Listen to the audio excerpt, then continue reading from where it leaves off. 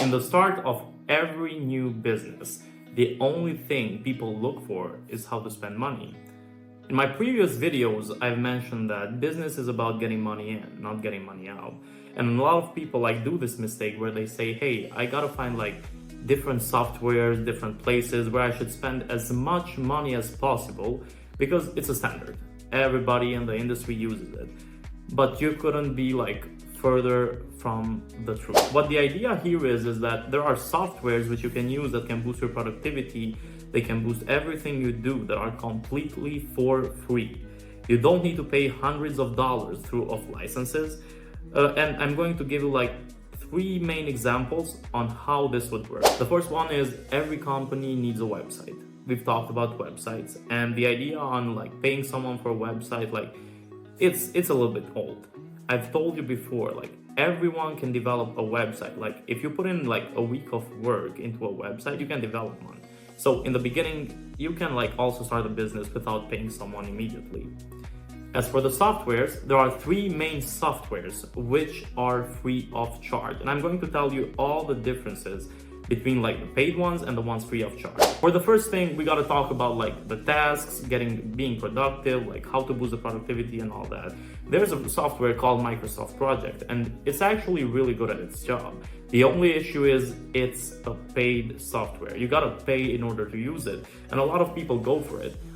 What are the biggest advantages it can get you? You got to look into it from your own perspective. You got to create a case study. So do I need every feature that I'm paying for? Can I get all these features free of charge? Well, most of the times in the beginning, the answer is probably yes. So instead of using Microsoft Project, use Trello. Trello is perfect. Trello helps you organize the tasks, finish them, all kinds of stuff. I've been using Trello lots of times. We have also Asana. Asana is really good. The good thing about Asana is that you can buy it or you can use the free version of it. But when we are at Trello, Trello is free and you can use most of its features within the free version. If someone tells you, hey, you need a software to get tasks, get things done on there, do not buy Microsoft Project, go for Trello, go for the free option. The other thing would be design. Social media is a must-have nowadays. The thing is, people go and hire designers. When you look at a designer working with Photoshop, which is, I think, one of the biggest design softwares out there, for design, for graphic design, we can call it any way we want. But Photoshop, everyone knows the word. If someone edited their photos to Instagram editor, they call it Photoshop. It's a big thing. Photoshop is one of the most famous softwares on the planet. But there's a small issue with that as well. You cannot use Photoshop for free.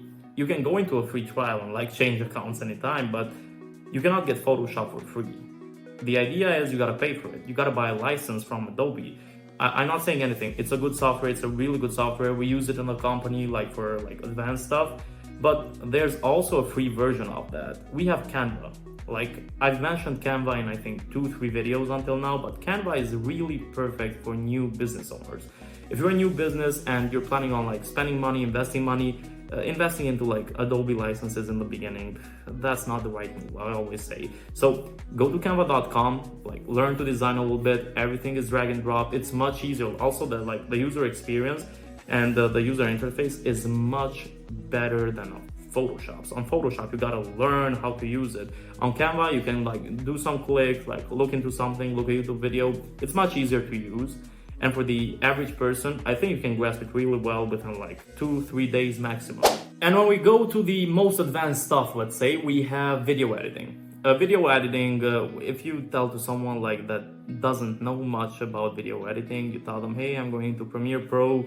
This is the software that Hollywood uses for their movies. And it actually is. Premiere Pro is a really advanced software. It's a really good software, but it's the same issue. You gotta pay for it. That is I can say the worst thing about Adobe, but you can get everything without paying, right? And Premiere Pro has everything, color grading, editing, effects, all of that. And everything is really pro. You're not going to make mistakes if you know it well. And all the professional video editors, they use Premiere Pro, that's it. And I'm not saying anything bad about it. We use it ourselves in the company as well when we have advanced videos. But what if I told you there's a software that's free of charge? Like, of course, it has its paid subscription thing, but you can use it free of charge and you can do most of the things maybe you can do with Adobe Premiere Pro. Let's not forget the second part. Adobe has lots of softwares, but you will not be as professional as if you were working with Pro, but I'm talking always. In the beginning, not a lot of businesses have like $10,000, $20,000 to invest like only in some software. So the alternative for Premiere Pro is CapCut. CapCut became famous, I think.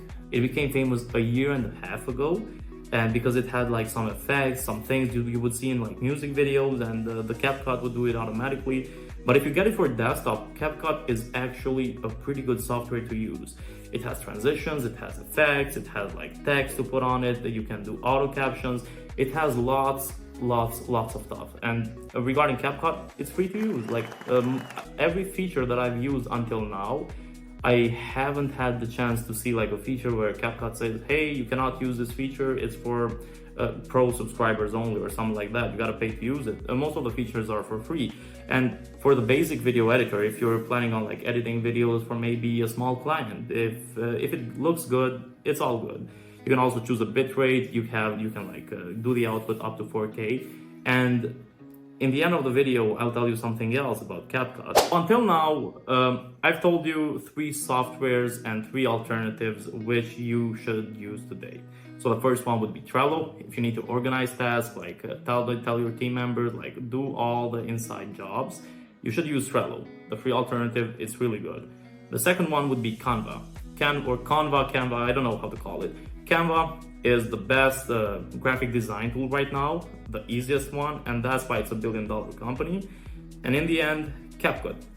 CapCut, a really good software.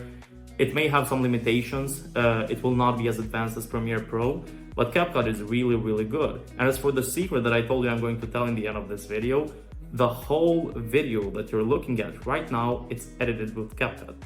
Of course, you need to learn how to use it, but CapCut is a really good software. But if you're planning on going pro, go buy the Adobe package. This is all we had for today, and as always, don't forget to like and subscribe to the channel. And yeah, this is Egji signing off.